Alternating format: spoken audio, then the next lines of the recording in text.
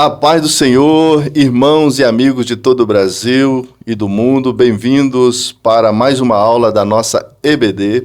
Eu sou o pastor Elias Teodoro e vamos estudar mais uma lição do segundo trimestre de 2025 da revista de adultos da CPAD. A paz do Senhor, irmãos, amigos, meu nome é André, sou presbítero aqui na Assembleia de Deus Marcas do Evangelho. A paz do Senhor, irmãos, sou Isaías, sirvo aqui como evangelista na igreja e é um privilégio estar convosco mais uma vez. A paz do Senhor, irmãos, eu sou o Jasson de Carvalho, evangelista aqui da igreja. Bom, irmãos, nós somos da igreja Assembleia de Deus Marcas do Evangelho, aqui em Cariacica, no estado do Espírito Santo, no Brasil. Nós vamos pedir a você para deixar o seu like, para compartilhar e comentar o vídeo.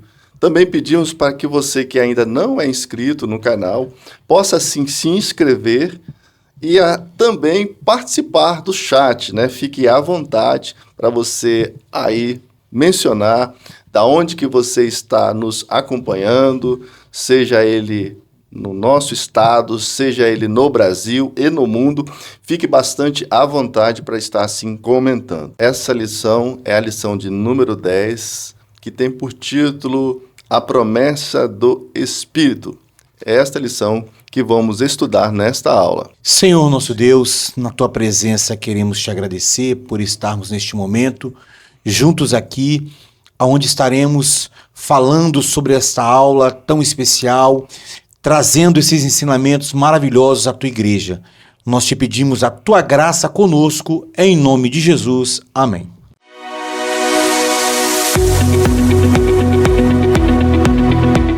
A paz do Senhor, irmãos. Eu sou o evangelista Jonatas. Eu sou Maria Lúcia. E nós faremos a leitura do texto bíblico. O texto áureo de hoje se encontra em João, capítulo 20, versículo 22. E havendo dito isso, assoprou sobre eles e disse-lhes: recebei o Espírito Santo. Verdade prática. A promessa do Pai não se restringe a um grupo particular ou a um período específico, mas inclui todos aqueles que se arrependem e creem no Evangelho.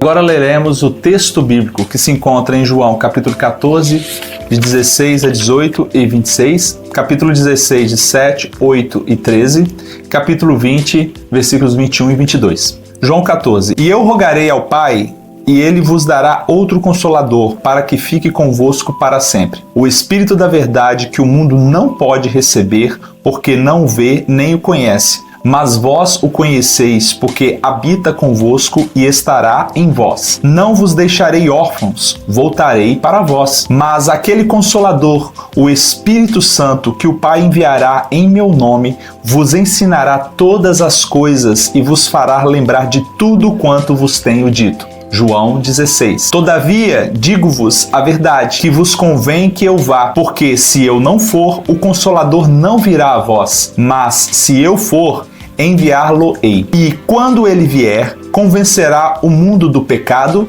e da justiça e do juízo. Mas quando vier aquele Espírito da verdade, ele vos guiará em toda a verdade, porque não falará de si mesmo, mas dirá tudo o que tiver ouvido e vos anunciará o que há de vir. João capítulo 20. Disse-lhes, pois, Jesus outra vez: paz seja convosco. Assim como o Pai me enviou, também eu vos envio a vós. E, havendo dito isso, assoprou sobre eles e disse-lhes: recebei o Espírito Santo.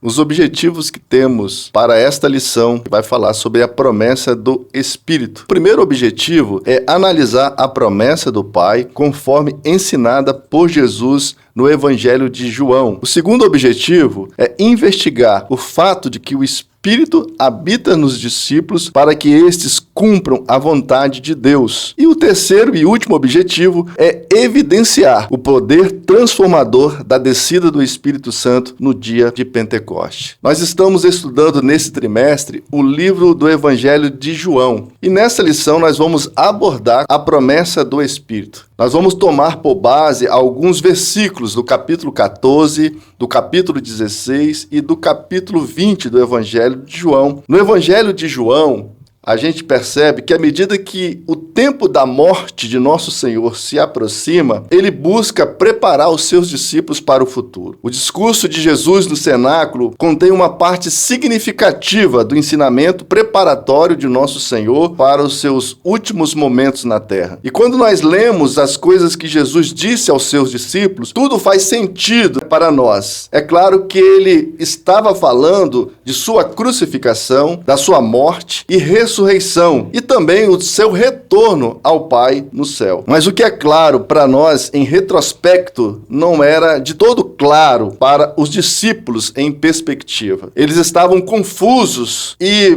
profundamente perturbados pelas palavras de Jesus. Eles não entendiam o que Jesus estava falando e o que pensavam que entendiam, eles não gostavam. Quando o Espírito Santo veio, o ensinamento de nosso Senhor pareceu fazer tudo sentido para eles, porque eles viram que o que Jesus predisse se cumpriu em tudo e com muita precisão. Eles estavam preocupados com a partida de nosso Senhor. Nós estamos preocupados com o retorno do nosso Senhor, como ele também o descreveu em sua palavra. Então, muito do que o nosso Senhor disse sobre o seu retorno não ficou claro para eles. Por isso, ele reforça a importância de receber a promessa do Espírito Santo nos primeiros capítulos de Atos. E é nesta lição que nós vamos ver da importância dessa promessa do Espírito para nós também. O nosso primeiro tópico da nossa lição fala sobre a promessa do Pai. O primeiro subtópico fala que Jesus enviará o Consolador. Quem é esse Consolador? Ora também chamado de Conselheiro em algumas traduções. É o Espírito Santo, Espírito esse prometido por Jesus Cristo aos seus discípulos. Quando analisamos o capítulo 13 e 14 de João, que é o livro base para a nossa lição, nós observamos que o Senhor, ele lava os pés dos seus discípulos no capítulo 13 e ele anuncia a sua partida. E ali a gente já observa um clima de tristeza no meio dos seus discípulos, sabendo que o mestre vai partir, eles estão sem entender. E no capítulo 14, o mestre, ele entra com uma palavra de conforto. Ele inicia o capítulo 14 dizendo: não turve os vossos corações, não fiquem tristes, cabisbaixos. E dentro desse capítulo 14 do Evangelho de João, o Senhor, ele faz algumas citações. Capítulo 14, versículo 16 e 18, diz assim: e eu rogarei ao Pai, e ele vos dará outro Consolador para que fiquem convosco para sempre, o Espírito de verdade, que o mundo não pode receber, porque não o vê nem o conhece, mas vós o conhecereis, porque habita em vós e estará em vós. Não vos deixarei órfãos, voltarei para vós. O Senhor, ele traz essa palavra de consolo, dizendo que ele enviaria esse Consolador, o Espírito Santo, e onde ele agirá, irmãos? Ele agirá em nós e através de nós. O Espírito Santo, ele vai agir em nossas vidas, através das nossas vidas, trazendo luz aonde há trevas, trazendo um entendimento onde não existe o conhecimento,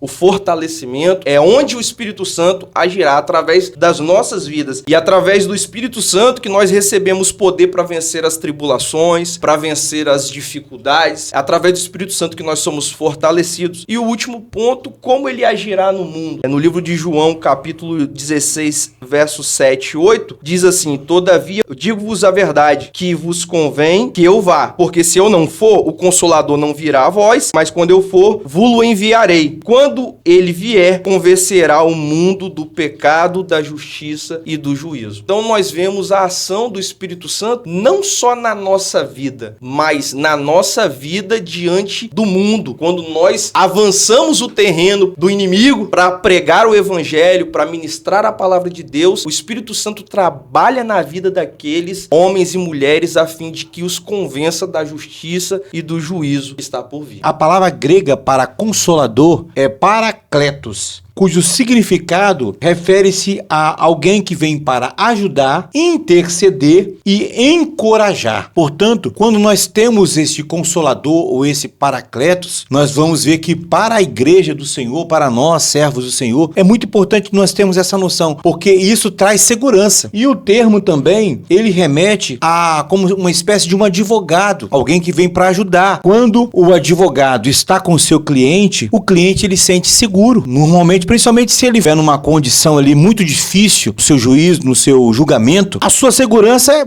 podemos dizer que é o seu advogado. Assim também podemos dizer que somos nós, a igreja do Senhor. Nos momentos de aflição, nos momentos de dificuldade, nós temos a presença desse paracleto, desse Senhor, desse advogado que está junto a nós para nos abençoar e para nos consolar. Em relação ao termo outro consolador, nós vamos ver também uma palavra no grego, allos, que significa outro, indicando que é uma pessoa distinta, porém com as mesmas qualificações, as mesmas credenciais do Pai e do Filho. Portanto, assim como o Pai é Deus, assim como o Espírito Santo é Deus, assim também Jesus é Deus. Nesta relação da Trindade, nós vamos ver que o Espírito Santo é uma pessoa que tem a mesma natureza do Pai, a mesma natureza do Filho e é uma pessoa distinta. Portanto, o termo outro consolador refere-se ao Espírito Santo de Deus, que tem a mesma natureza do Pai e a mesma natureza do Filho.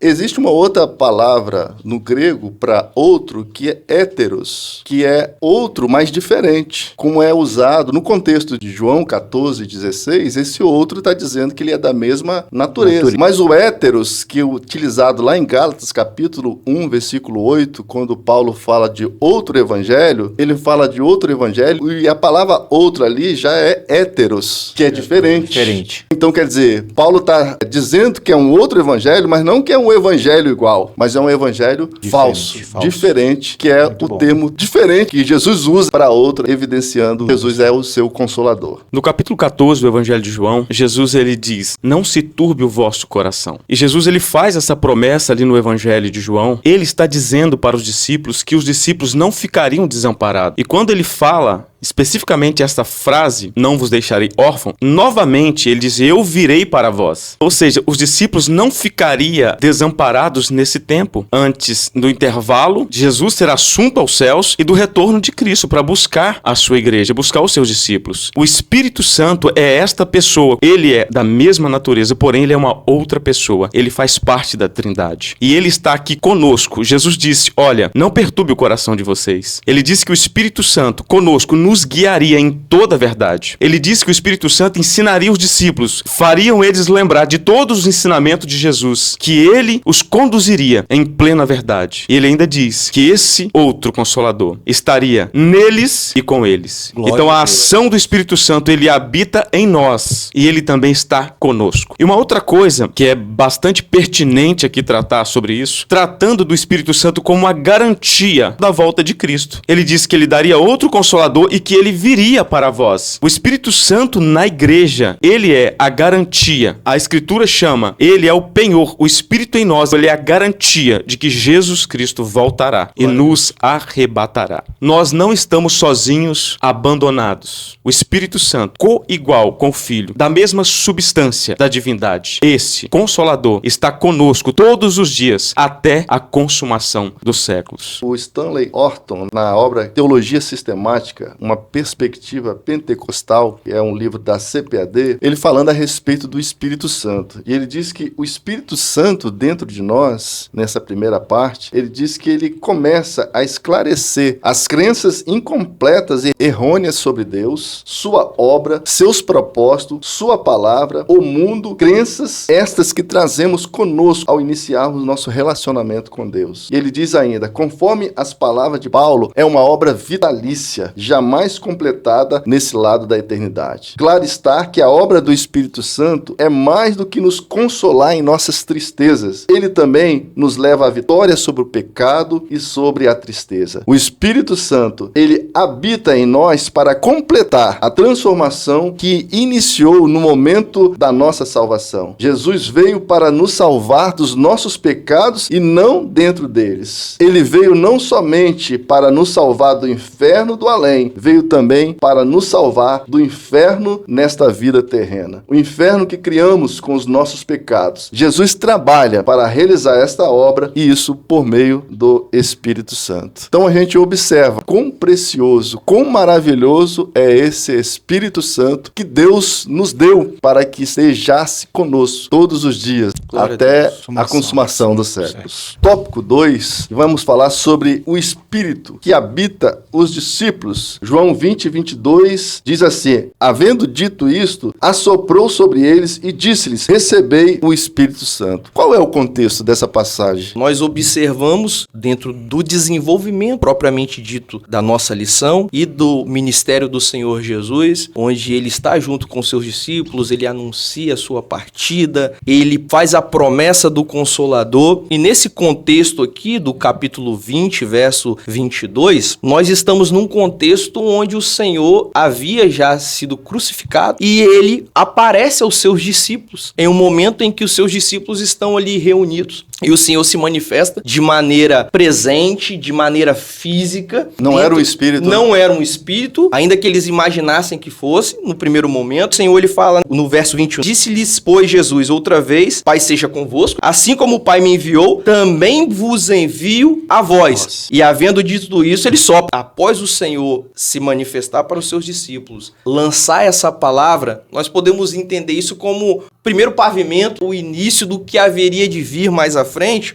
Essa expressão, ela tem muito a nos ensinar, porque aquilo ali já era uma preparação para coisas maiores que viriam. Mas o sentido inicial, a Bíblia de Estudo Pentecostal, ela faz uma referência e ela diz acerca de uma palavra grega, que é enfusal, que ela também aparece na versão da Septuaginta, que é a versão grega do Antigo Testamento, em Gênesis capítulo 2, versículo 7, significando fôlego de vida. E ela também aparece no livro de Ezequiel 37, versículo 9, no contexto de assoprar sobre os mortos para que vivam. Aquela referência que fala sobre o vale de ossos secos, para que aqueles ossos eles possam reviver. Portanto, essa ideia, inicialmente, de assoprar sobre eles, fala-nos acerca de uma perspectiva de regeneração dos discípulos. Aquilo ali já mostrava que os discípulos, ao terem a presença do Espírito Santo, ao já terem a presença de Jesus em suas vidas, eles haviam sido regenerados e agora eles estariam sendo preparados para algo maior que viria ainda, que seria a descida do Espírito Santo sobre a vida deles, a promessa do Pai que haveria de se cumprir no livro de Atos, no capítulo 2, onde o Espírito Santo seria derramado, os discípulos seriam envolvidos com aquela graça, com aquele poder e seriam cheios do Espírito. No Pentecoste nós vemos a evidência do enchimento. Aqui os discípulos, eles recebem isso como se fossem vivificados, recebem algo relacionado à regeneração e nos arremete ao futuro como algo desse revestimento do poder no futuro, mas o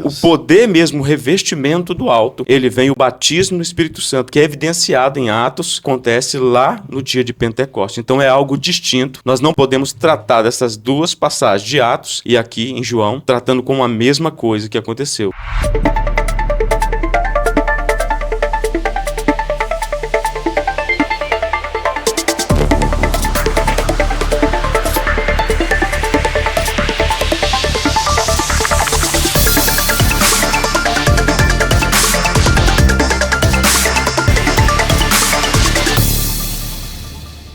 Paz do Senhor, irmãos. Meu nome é Larissa e nós estamos aqui para mais um Você Sabia? O que é o dia de Pentecostes? No Velho Testamento, Pentecostes é uma palavra grega que significa 50º, porque acontecia 50 dias depois da Páscoa e teve início quando o povo de Israel estava prestes a sair do Egito. Na noite de sua partida, Deus ordenou que eles celebrassem a Páscoa, ou, em hebraico, Pessa, ou passagem, marcando suas portas com o sangue do Cordeiro. Assim, o anjo passaria e pouparia os filhos dos hebreus. Deus ordenou que essa festa acontecesse anualmente, relembrando a saída e libertação do povo de Israel do Egito. 50 dias depois do Êxodo, os israelitas chegaram até o Monte Sinai. Ali, Deus lhes deu a lei por intermédio de Moisés e ordenou que observassem os seus mandamentos, comemorassem anualmente aquele dia também. Alguns outros nomes que a Bíblia dá ao Pentecostes são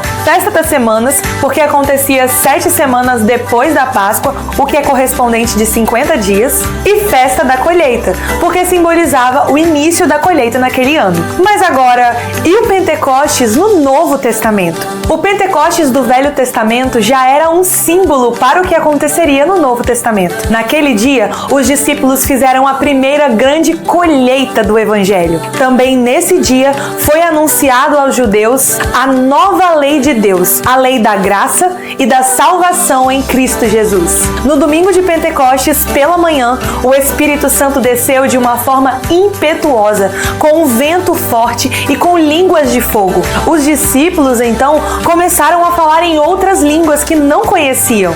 Os judeus de outros países ficaram surpreendidos, porque ouviam falar na língua do país de cada um. Então Pedro pregou o Evangelho nesse dia, e cerca de 3.000 almas se converteram.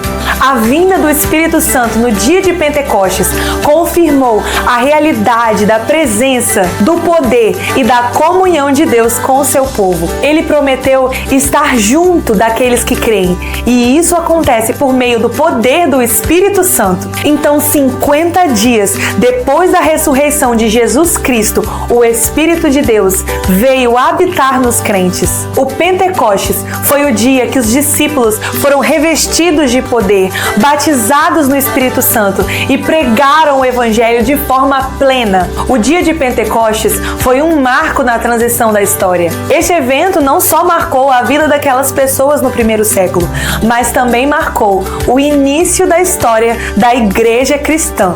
E esse mesmo poder está disponível para cada um de nós até os dias de hoje. Glória a Deus por tão grande poder acessível a nós. Ficamos por aqui e até o próximo Você Sabia. Deus abençoe e até mais.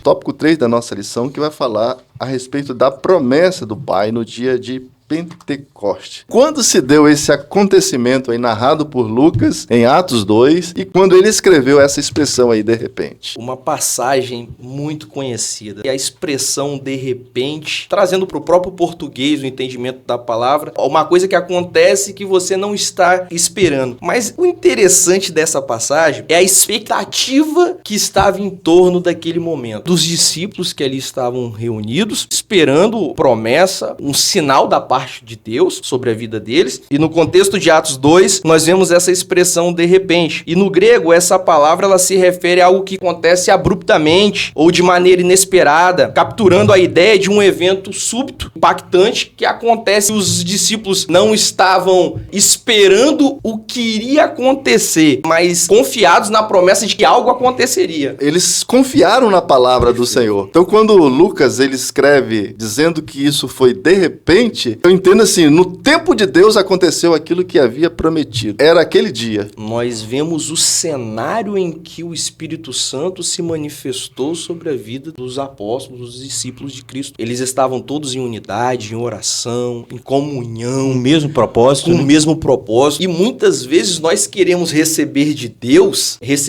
renovo, receber de Deus poder, receber de Deus os dons espirituais, agora trazendo de maneira mais ampla para nós. E nós não estamos em unidade, nós não estamos buscando como deveríamos buscar. Isso nos traz assim, um despertar maravilhoso que, ainda que aquilo se tratava de uma promessa já dita pelo nosso Senhor, houve uma ação dos discípulos em perseverar para que aquela promessa se cumprisse. Precisamos, do mesmo modo, manter a nossa vida de oração, de santificação constante, para que nós possamos ser revestidos, renovados, termos o efeito do Consolador em nossas vidas. E todos foram cheios do Espírito Santo. Essa expressão, foram cheios do Espírito Santo, está associada ao batismo no Espírito Santo? Nós vamos ver que os discípulos estavam aproximadamente há 10 dias esperando esse cumprimento da promessa. Eles não sabiam a que hora que o Espírito Santo seria derramado, mas havia aquela expectativa no coração deles. E subitamente o Espírito Santo desceu e todos foram cheios do Espírito Santo, e o texto diz que foram vistas línguas repartidas línguas como que de fogo, as quais pousaram sobre cada um deles que estavam ali no cenáculo. Nenhum deles ficaram sem receber essa promessa. Por quê? Havia uma expectativa, havia unidade, propósito, e eles oravam e buscavam e desejavam. Muito importante o desejo que eles tinham de receber. E eles receberam. Esse estar cheio do Espírito Santo realmente refere-se ao falar em línguas, que é a evidência inicial do batismo com o Espírito Santo. Portanto, eles foram cheios do Espírito Santo porque o Espírito foi derramado, eles falaram em línguas estranhas, o Espírito Santo desceu sobre eles e este poder os revestiu de uma forma poderosa para poder testemunhar da palavra de Deus. E agora um testemunho não mais, podemos assim dizer, fraco ou um testemunho sem ousadia. Pelo contrário, um testemunho poderoso, um testemunho com ousadia. Nós vamos ver isso ali em Atos, no capítulo 3, quando Pedro e João levantaram um paralítico. E a sequência dos textos vão mostrar claramente que o estar cheio do Espírito Santo no livro de Atos, ele refere-se inicialmente à evidência de falar em línguas estranhas. Todos os textos de Atos dos Apóstolos que fala sobre os discípulos foram cheios do Espírito Santo, eles falaram em línguas estranhas. E hoje também, nós estarmos cheios do Espírito Santo, ele tem essa referência, ele tem essa evidência. Olha, o irmão João, a irmã Maria é cheio do Espírito Santo, fala em línguas estranhas, profetiza. É claro que, mas nós vamos ver também que existem outras características do estar cheio do Espírito Santo, mas dentro do contexto que nós estamos estudando, refere-se inicialmente à evidência de se falar em línguas estranhas. A evidência do batismo no Espírito Santo é o falar em línguas. Esta experiência não tem como ser contestada. Todos os textos da Escritura relacionados ao batismo no Espírito Santo, a evidência primária de que alguém foi batizado no Espírito Santo é que essa pessoa, ela recebe novas línguas. Tanto neste tempo, no tempo dos apóstolos ali em Atos, quanto também no nosso tempo. Nós que somos pentecostais, acreditamos na continuidade dos dons espirituais.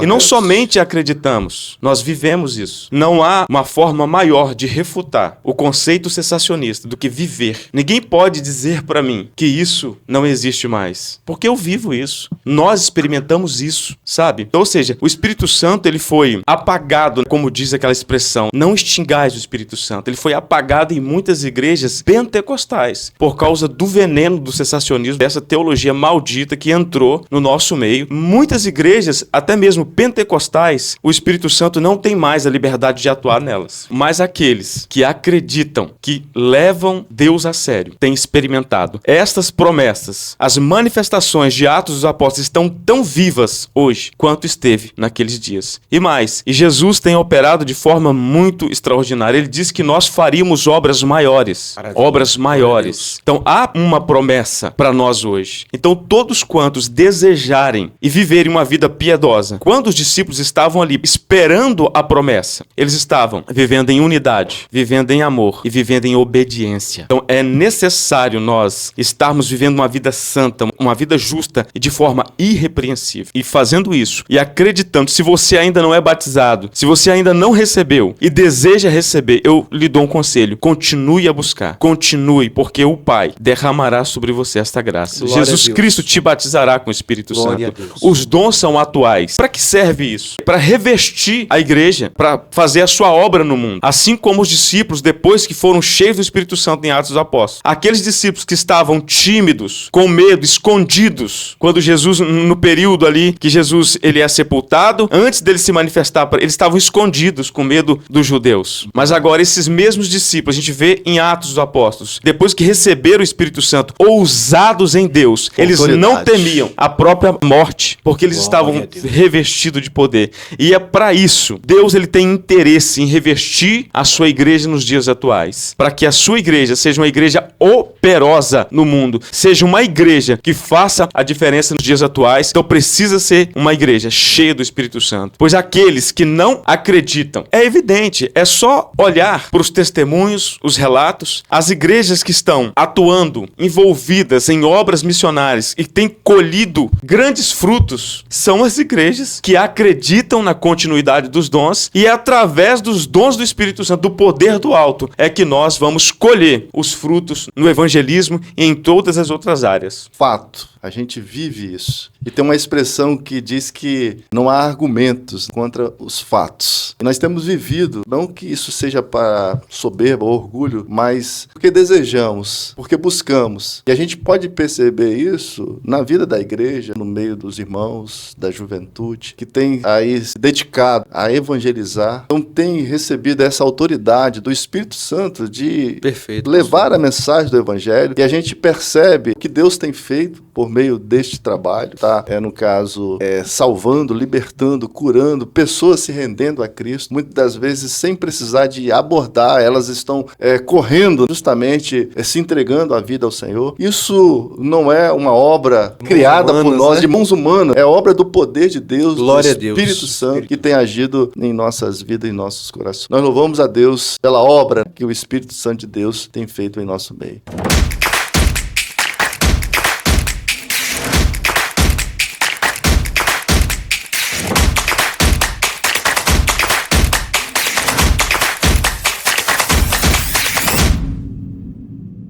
Olá, irmãos. Na aula de hoje nós vamos falar um pouco sobre a promessa de Jesus de enviar o Espírito Santo em João 14. O contexto aqui é um contexto de orfandade. Os discípulos estavam se sentindo sozinhos e órfãos porque Jesus estaria partindo e eles estavam muito tristes. Então Jesus diz a eles que ele não os deixará sozinhos, ou seja, órfãos, mas enviaria um outro consolador. A palavra outro que aparece no grego é a palavra alo, que significa um outro da mesma espécie, ou seja, alguém, Deus como Jesus, estaria então acompanhando os discípulos. Esse outro consolador é o Espírito Santo, que seria dado para os discípulos operarem a obra de Deus. A promessa que Jesus fez aos discípulos abrange dois aspectos muito importantes. Primeiro é a obra do Espírito Santo de convencimento, que Jesus trata nesses capítulos. É a obra do Espírito Santo que leva o pecador a se arrepender, que produz fé no coração penitente. É a obra do novo nascimento, que é um milagre da salvação. É a obra da santificação. É a obra da conversão. É a obra do novo nascimento. O Espírito Santo, assim como gerou Jesus no ventre de Maria, também gera em nós a nova criatura, o novo homem, que se torna uma nova criatura para o reino de Deus. Esta é a obra silenciosa, interior e invisível e, na maioria das vezes, não perceptível aos olhos humanos. É uma obra que o Espírito Santo faz trabalhando internamente e produzindo o caráter de Jesus em nós por meio dos frutos de arrependimento e por meio dos frutos do Espírito Santo que desenvolve em nós o caráter de Jesus. Esta é uma obra exclusiva do Espírito Santo e ninguém pode mudar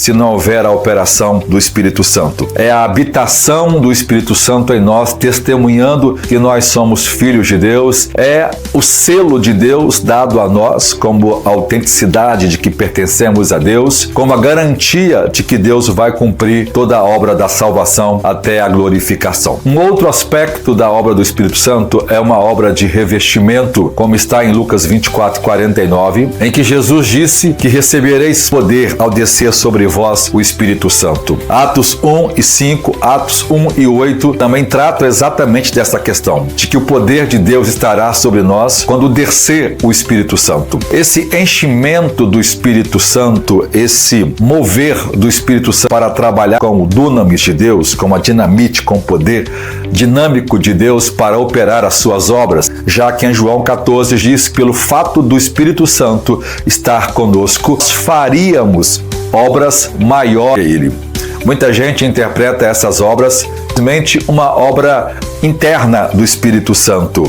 Obras claramente evidenciada, principalmente pelo livro de Atos, são os milagres extraordinários que Deus opera por meio da ação do Espírito Santo para atrair os pecadores a Jesus Cristo. Então esta é uma obra subsequente à salvação. Foi chamada pela primeira ação de pais pentecostais como a segunda obra da graça ou a segunda bênção. Esta é uma verdade muito clara nas Escrituras quando evidencia que aqueles discípulos que já haviam nascido de novo, que haviam vivido com Jesus 3 anos acompanhando o seu ministério, agora então precisam ser revestidos de poder para ganhar ousadia para pregar o Evangelho. Essa obra subsequente, essa obra do enchimento, que é uma obra que acompanha a salvação, ou logo após a salvação, é uma obra que é feita somente naqueles que já experimentaram o novo nascimento em Jesus Cristo, em que prepara o cristão para desempenhar a obra de Deus. Jesus diz que nós receberíamos o poder do Espírito Santo e ele nos capacitaria para fazer a obra de Deus. Atos 2 diz que no dia de Pentecostes o Espírito Santo soprou sobre os discípulos, assim como Jesus profeticamente em João 20 assopra sobre os discípulos e diz: recebeis o Espírito Santo.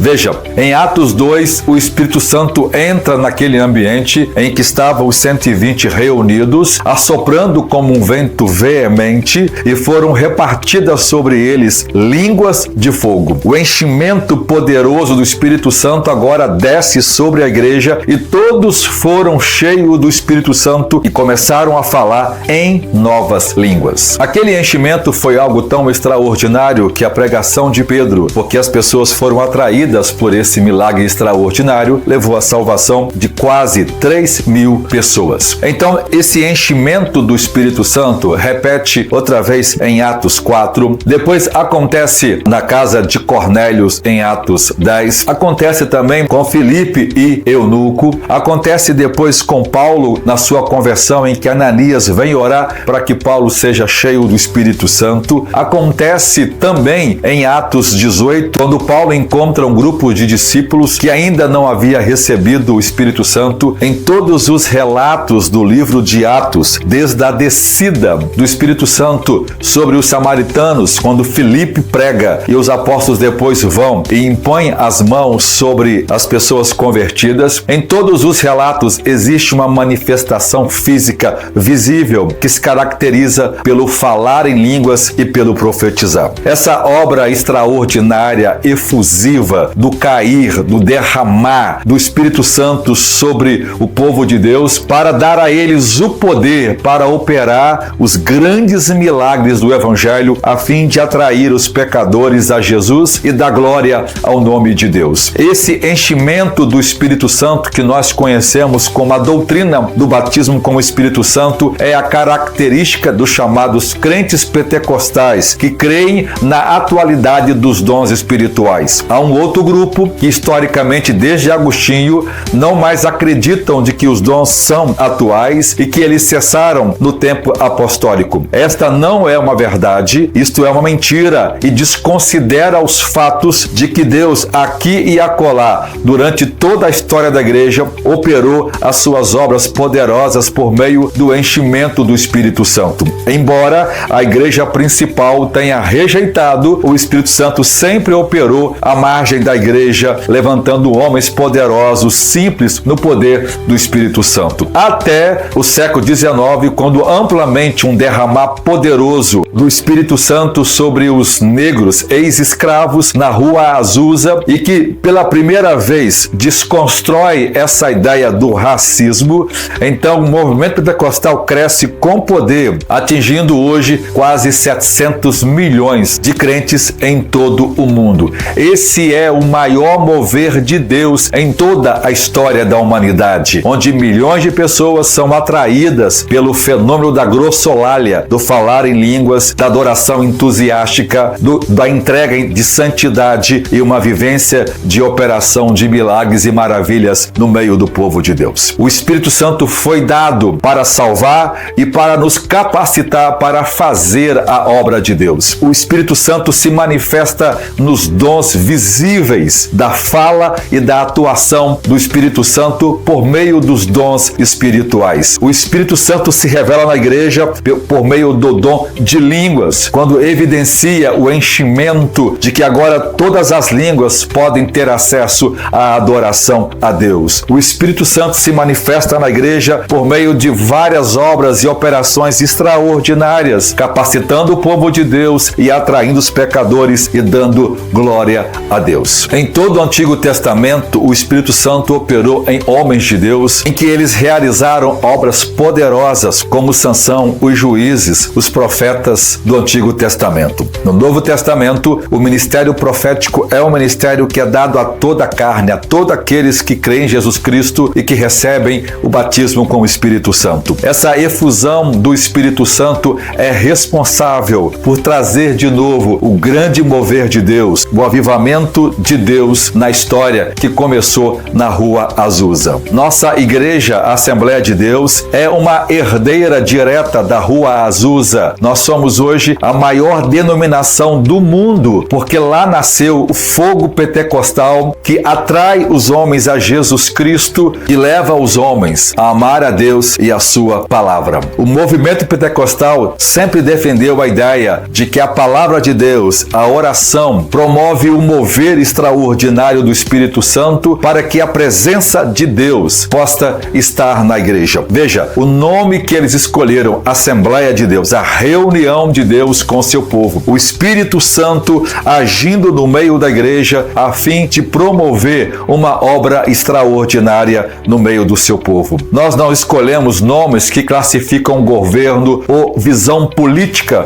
como grandes igrejas históricas colocaram desde o início. Nós não colocamos nome de fundadores na nossa igreja. Colocamos o nome da reunião do Espírito Santo, que assim se chamou a Assembleia ou a reunião de Deus com os homens. Isto marcou então a ênfase do movimento pentecostal, que se espalhou pelo mundo e levou milhões de almas a Jesus Cristo. Estima-se que a igreja cristã, desde a sua fase inicial até o século XIX, tenha levado mais ou menos 300 a 400 milhões de pessoas a Jesus Cristo. Em 100 anos, o movimento pentecostal sozinho levou quase 700 milhões de pessoas a Jesus Cristo. O que não foi feito em 2000 anos de história, o Espírito Santo fez em apenas 100 anos, mostrando a eficácia do poder do Espírito Santo. Tribos inteiras se convertem, nações inteiras se convertem diante do poder de Deus, do avivamento, trazendo as pessoas de volta a Deus e a sua palavra. Deus começa a atuar outra vez no meio do povo, tirando o povo daquele intelectualismo vazio, estéril, e produzindo a verdadeira vida, a verdadeira santidade e o verdadeiro amor a Deus por meio da ação do Espírito Santo. Nós somos o povo do livro, nós somos o povo da palavra, porque tudo quanto está na Bíblia, a gente lê e vê que aquilo foi escrito para nós. Quando o pentecostal lê o livro de Atos, ele lê aquilo como se fosse a sua história, porque ele está acostumado a viver todos aqueles eventos e milagres que o livro descreve. Então nós vivemos a ação poderosa do mover do Espírito Santo, que começa em Atos 2 e que vem até os nossos dias. Não se é possível ter uma igreja bíblica, não se é possível ter uma igreja que possa dizer que ela vive a palavra de Deus se não tiver o mover visível do Espírito Santo no meio dela. Muitas igrejas dão teoricamente ênfase à pregação, mas sem o poder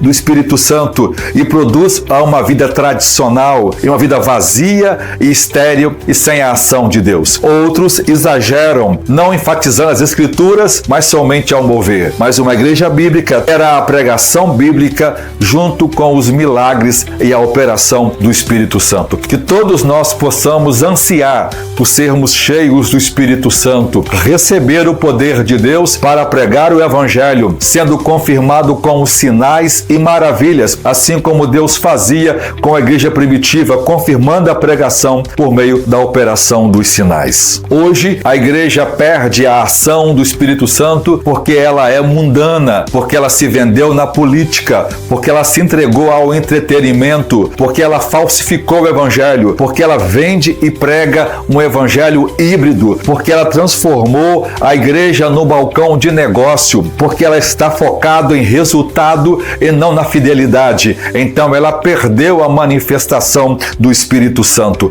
Qualquer um de nós que que quisermos retornar de volta à Rua Azusa, ao mover de Deus nos nossos dias, vai precisar se humilhar, abandonar seus pecados e clamar a Deus outra vez por um mover extraordinário. Oh, como nós precisamos de outra vez um novo Pentecoste, uma nova restauração espiritual em que o povo de Deus se levante contra o pecado e, cheio do Espírito Santo, possamos fazer as grandes obras do Evangelho, trazer os pecadores a Jesus e o nome de Deus ser glorificado por meio do Espírito Santo. E Deus nos ajude a viver essa realidade.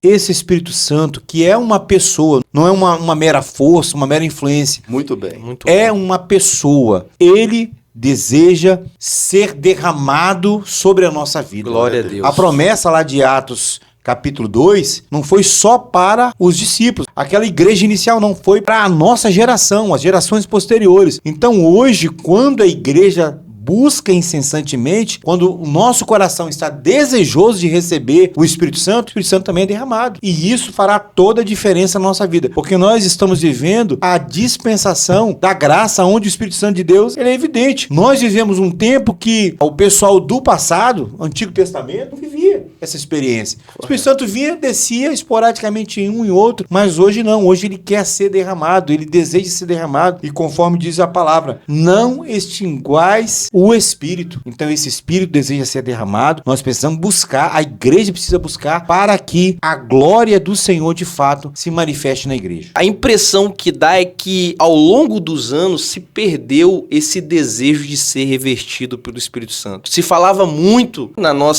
minha adolescência, busque o batismo com o Espírito Santo. E aí você via nas campanhas, nas vigílias, nas festividades, os jovens chorando, prostrados, buscando, desejando. E justamente era esse ambiente, esse clima de busca, de entrega, a qual o Espírito Santo manifestou lá em Atos. E ele também quer manifestar sobre as nossas vidas, na nossa igreja, no nosso povo.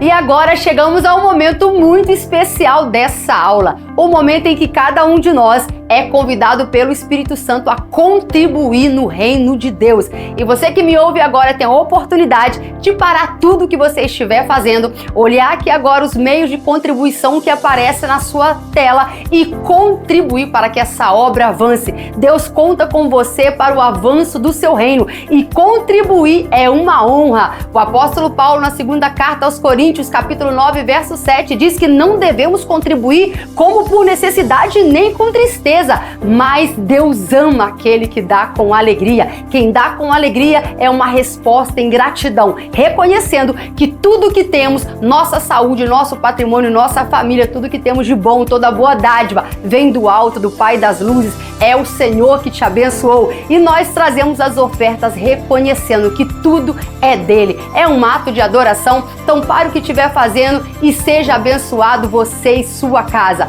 Deus abençoe.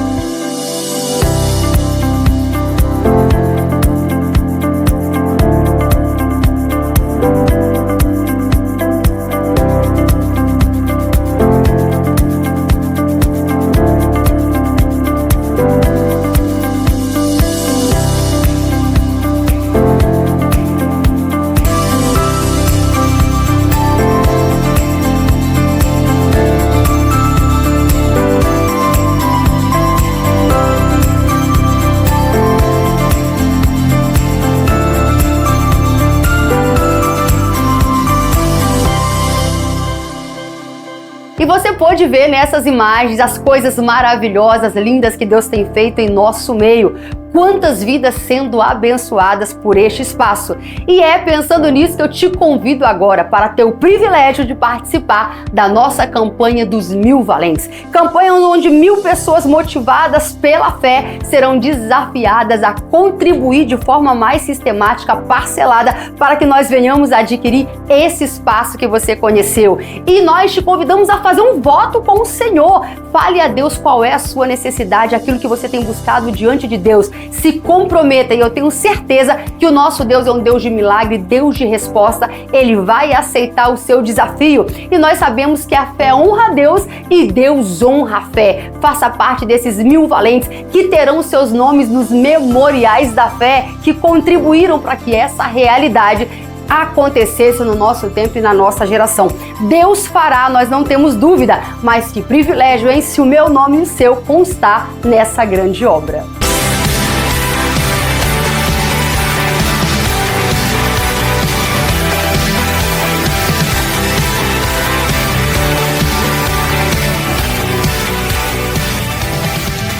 E agora, irmãos, chegou o nosso momento de perguntas e respostas para ver se os irmãos compreenderam bem o assunto da aula.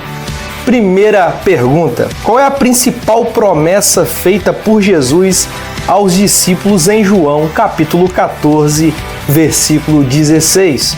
Letra A: a paz nos tempos difíceis. Letra B: a vinda de um novo templo. Letra C: a destruição do Império Romano. Letra D: o envio de outro Consolador. Tempo na tela.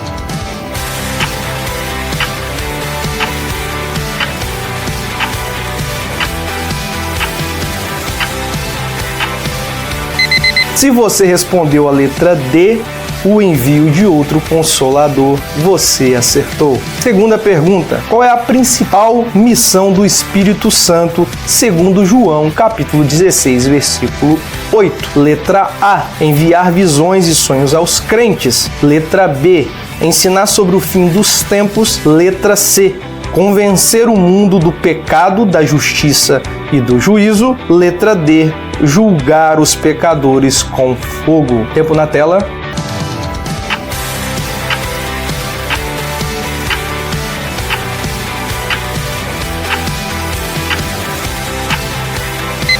Se você respondeu a letra C, convencer o mundo do pecado, da justiça e do juízo, você acertou. Pergunta de número 3. Qual a evidência visível marcou o cumprimento da promessa no Pai no Pentecostes? Letra A: terremoto em Jerusalém. Letra B: falar em línguas desconhecidas compreendidas pelos ouvintes. Letra C: chamas literais sobre os discípulos. Letra D: todos foram levados em arrebatamento. Tempo na tela.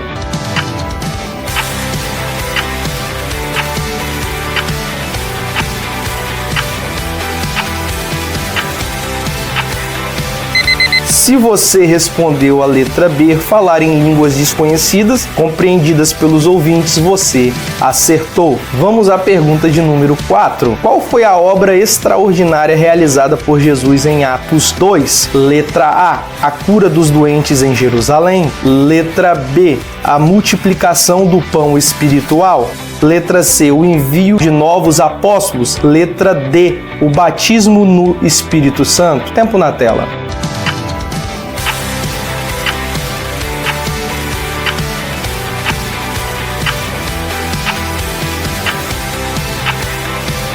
E se você respondeu a letra D, o batismo no Espírito Santo, você acertou. Quinta e última pergunta. Após a regeneração no ato da conversão, o que é necessário para que o salvo testemunhe com poder? Letra A: praticar boas obras diante dos homens. Letra B: ser cheio do Espírito Santo e revestido de poder. Letra C: buscar conhecimento teológico profundo. E letra D: ser aprovado pelo conselho da igreja. Tempo na tela.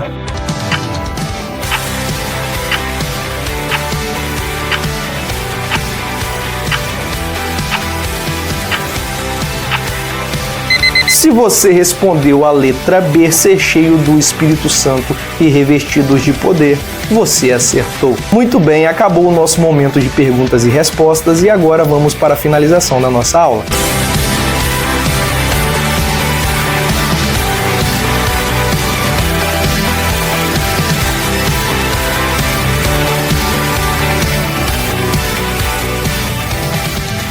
Bom, amados irmãos e irmãs, chegamos ao final da nossa lição e eu quero deixar uma mensagem que possamos compreender que a promessa do Espírito Santo não tem a finalidade de preencher nossas necessidades emocionais. Embora o Espírito nos conforta em todos os momentos, mas diz respeito a capacitar-nos para o exercício pleno do ministério cristão. A mensagem que eu deixo, irmãos e amigos, nesse dia é: busque incessantemente o Espírito Santo, busque incessantemente ser cheio do Espírito Santo, o batismo com o Espírito Santo, porque ele te dará uma força que é necessária, irmãos, é necessária para que possamos avançar, romper as barreiras e fazer a obra de Deus de maneira excelente. O Espírito Santo orienta-nos, consola-nos, além de nos dotar de uma poderosa capacitação para testemunhar o Evangelho de nosso Senhor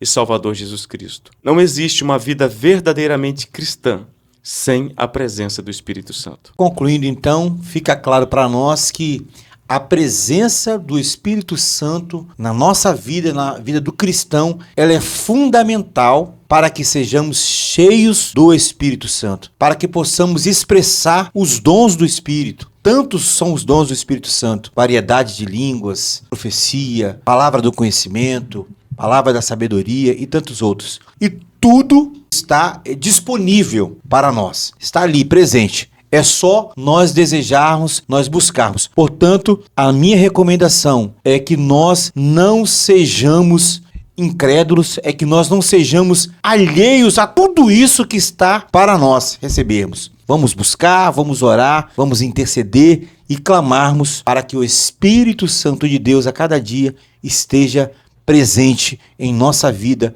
manifestando a sua glória e o seu poder. Pai, nós te damos graça por mais uma aula, pela tua presença. Te louvamos pela presença do Espírito Santo conosco. Senhor, que esta presença seja sempre bem-vinda em nossa vida. Amém. Espírito Santo, nós amamos a sua presença. Ser bem-vindo em nosso meio, ser bem-vindo em nossa vida cotidiana. Tenha liberdade de atuar em nossas vidas. Sim, meu Deus. Pai, muito obrigado por tudo. Seja conosco e que este assunto, Senhor, não seja esquecido, mas que seja sempre relembrado por nós. Assim nós te louvamos por tudo que o Senhor fez, pelo que o Senhor ainda fará, em nome de Jesus Cristo. Amém. Pai do Senhor, irmãos. Pai do Senhor, irmãos. Deus abençoe vocês.